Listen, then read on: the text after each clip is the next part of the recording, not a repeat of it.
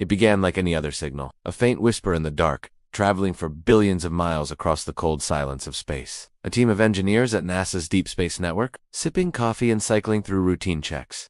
A signal from Voyager 2. But this wasn't just any transmission. After decades of silence, the spacecraft that left Earth in 1977 had spoken again, and what it said changed everything. Voyager 2 had already done the unthinkable. It had crossed the solar system, journeying past all the gas giants, sending back breathtaking photos of Uranus and Neptune, revealing secrets about our planetary neighbors that had eluded scientists for centuries. It was one of humanity's greatest achievements, a silent ambassador drifting endlessly into the void, with the golden record aboard our message to the stars. But over the years, as its power dwindled and systems shut down one by one, Voyager 2 faded into obscurity. By 2023, the last official contact was believed to be accidental, and beyond that, all signals were assumed to be echoes, glitches, or noise from deep space. Until now, on a crisp October morning, when the network aligned perfectly, Voyager 2's ancient voice emerged from the darkness. The signal came in pulses, erratic, jittery, unlike any routine transmission. Yet the structure was unmistakable. It wasn't random. It was trying to say something. At first,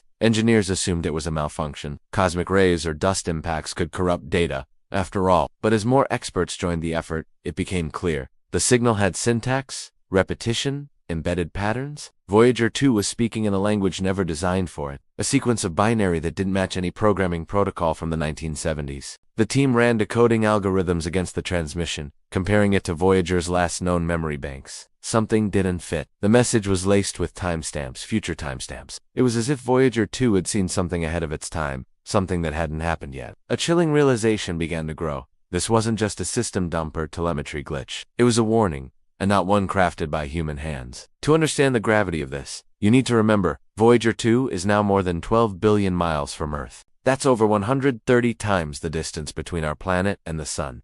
It's in interstellar space, beyond the protective bubble of the heliosphere, where cosmic radiation runs rampant and the laws of physics begin to blur at the edges. No spacecraft has ever gone this far, nor has any transmission come from such a vast emptiness with such urgency. Scientists, huddled in classified briefings, trying to decode not just the data, but the implications. At the center of the signal was a repeating cluster, a 32-bit string that, when run through a quantum filter, produced a harmonic tone that induced headaches and nausea in some listeners. Audio engineers mapped the waveform, played it back at lower frequencies. The sound that emerged was eerily organic, like breathing, like something alive. The first real breakthrough came when a linguist on loan from SETI applied a mathematical cipher similar to the one used on the Golden Record. Embedded in the transmission were star charts, but not ours. These were inverted, mapped from an origin point that didn't match Earth's coordinates. It was as though Voyager 2 had been repositioned, its perspective shifted by something out there, and whatever altered its path had left a fingerprint in the form of this transmission, a footprint in the fabric of space itself. Then the second message came, not a follow-up, but a correction, as if it knew we were trying to interpret its meaning. This one was shorter, denser, more coherent. It featured a countdown, a date, April 16th, 2026. Below it, a wave pattern that matched solar radiation charts, but with fluctuations that hadn't been observed before. When matched against predictive models, these fluctuations pointed to an event, a solar event unlike any ever recorded, a burst from the sun that, if true, would irradiate one side of Earth beyond survivable levels. It was impossible, implausible, terrifying. NASA immediately classified the second signal. Only a handful of individuals knew the truth. Publicly, it was dismissed as background radiation noise. But inside the highest levels of government, protocols were activated, not for planetary defense but for containment. A probe built in the 70s was never supposed to see this far, much less predict something with such devastating implications. So, where was it getting this information? That's when the final fragment arrived. A third pulse. This one was different. It wasn't digital, it was analog, a waveform embedded with vocal tones. Human vocal tones. A voice, distorted and slow, as though dragged through centuries. And the words, barely comprehensible, sent chills down every spine in the room. I saw them, it said. The voice looped, glitching every few seconds, the words melting into static and then But the implication was clear. Voyager 2 had encountered something. Something intelligent, something ancient, something that didn't align with any known structure in space. And it hadn't just passed it, by it had lingered. Absorbed, learned. The voice sounded human, yes, but not entirely. The pitch was wrong. The pauses unnatural. It was as though something had heard the Golden Record, tried to mimic us, and responded in kind. But instead of peace and music, it sent a whisper of dread.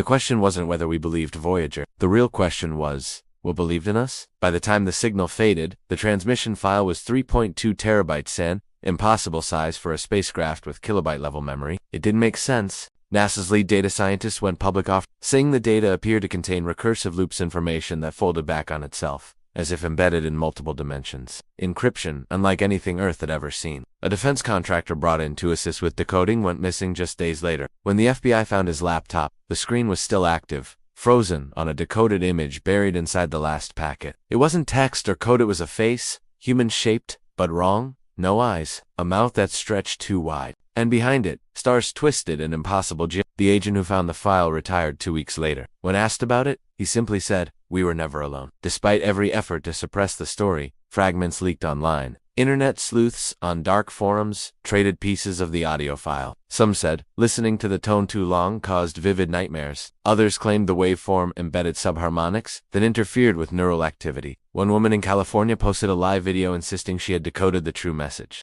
"They're not from outside," she said with wild eyes. "They're from in between." Voyager crossed something we weren't meant to find. The feed cut out minutes later, her account deleted, IP traced to an empty apartment. More transmissions haven't come. Voyager 2 has gone dark again. Whether it will speak once more or if something else will is unknown, but the timing of the warning continues to haunt those who received it. April 16, 2026 is less than a year away. Telescopes now monitor the sun constantly. Minor anomalies are appearing. Not enough to panic the public, but enough to keep insiders awake at night. The old theories about space being empty, cold, and dead no longer offer comfort. Not after this. Not after we received a message from our own creation, echoed back from the edge of everything we understand, whispering a warning wrapped in static and terror. Voyager 2 was designed to explore, to be a symbol of peace, curiosity, and the endurance of human spirit. It carried Beethoven, greetings in 55 languages, and diagrams of DNA, but it found something we weren't prepared for. Something that looked back, something that listened, and when it answered, it didn't send music. It sent fear. The countdown hasn't stopped. April 16th, 2026, etched in the second transmission from Voyager 2’s, closer with each passing day. At first, most dismissed it as a hoax, an exaggerated decoding error, or a misinterpretation by overworked scientists, seeing patterns where there were none. But behind locked doors, agencies across the globe began preparing for the unexpected, not because they believed the message outright, but because of what came next. Following the final known Voyager 2 transmission, things began to shift. Small things at first. Observatories in Chile and Hawaii picked up unusual solar behavior. Sunspot patterns began forming with rhythmic consistency, almost like a beat, a pulse. But the strangest part wasn't just the pattern, it was the noise. Embedded within high-frequency radiation storms, researchers began picking up auditory signatures, not static, not interference, but tones that, when slowed down and analyzed, matched harmonic intervals found in human speech. The sun was emitting sound, and it matched the same tonal language hidden within the Voyager data stream. When the news quietly made its way to the Department of Defense, a multi-nation meeting was called under the guise of climate coordination. In secret, leaders sat around secure digital tables asking the same question.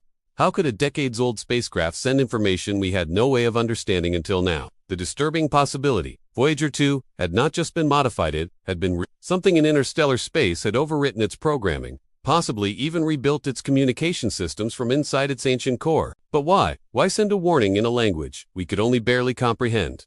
Why deliver a countdown and go silent? One possibility began to dominate classified reports. This wasn't a message for us, it was a warning about us. And whoever sent it, whatever altered Voyager was watching, then came the dreams. Across the globe, people began reporting eerily similar nightmares. Not just sleep disturbances, but vivid, conscious feeling visions that left them sweating and shaken. In every instance, a few elements remained consistent. A black sky, filled with bent stars, a voice speaking in reverse, and a silver eye drifting closer. When scientists finally cross-referenced dream reports submitted to open psychological studies, they were stunned by the overlap. These weren't isolated cases. They were global. Some of these individuals had never heard of Voyager 2, and yet they described its shape with uncanny precision. Somehow, the image of Voyager was being transmitted not just through space, but through consciousness itself. Researchers began running experiments, playing the Voyager audio transmission, especially the analog signaling to soundproof rooms while participants slept.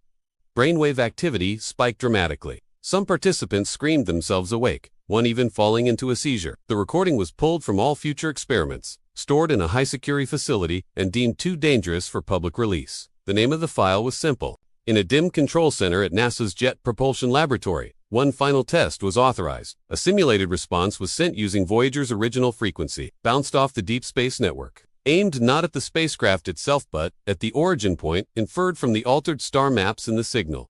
The coordinates were far outside our solar system. Nothing should have been there.